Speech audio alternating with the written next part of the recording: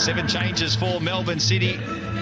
Aidan O'Neill is one of them, as their manager Patrick Isnorbo brings in a stronger 11. The departure of the 3 Socceroos they'll have to contend with now. Jamie McLaren, Connor Metcalf amongst them, as they prepare for their run to the finals. Top of the table, they can't lose that. So we're all set for the Melbourne Derby.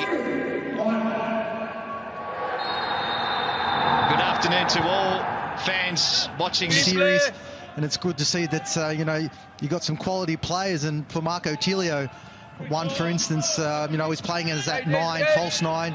Melbourne's victory defence this afternoon, returning from injury. Falami wanted a foul, didn't get it. Play on's a call. Here's some space. But Sabaki puts a dangerous ball in. That man, great credentials and great potential. Here's Tilio. A chance here for Raphael. Shot takes. Well, again, Marco Tilio just picks up a really great position at the top of that 18-yard box. So quick and turn, and then Berenguer just couldn't pull it across to his left. Wanted the free kick, won't get it. Tilio advances. Has some space, Marco Tilio.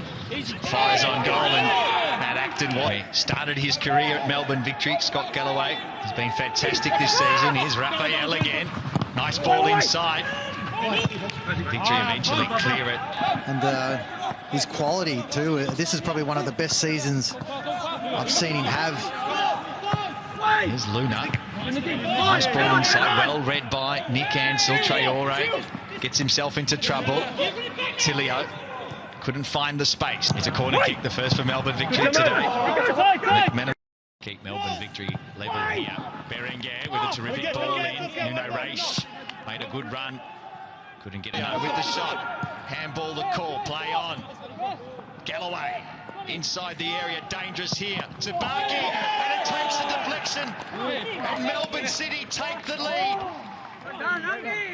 They've been huffing and they've been puffing, and eventually Melbourne's Victory, their defensive house, has been blown away 1-0 to City. From Adama Traore that gave possession away on the 18-yard box. But how many times have we seen Scott Galloway attack the 18-yard box? Adama was caught within 2 minds where they followed a man out wide, and that low hard cross, always so difficult to defend. For any defenders, you get a little touch on it, can always deflect the goal, and that's what's happened there. Perhaps rushed it. Again, Elvis Kensoba does really well to pick out a player. Much ahead of him, Ben Falami. Needs to go his own, and he does. Now Falami, terrific. Now Jested with a chance for Melbourne Victory. Jested puts it over the bar. That was a terrific opening. And what about that run from Ben? And Rudy Jested fluffed his lines. Again, it was just a powerful run from Ben Falami. Plays it across the 18-yard box. It was a night. And that one is slated for next Friday.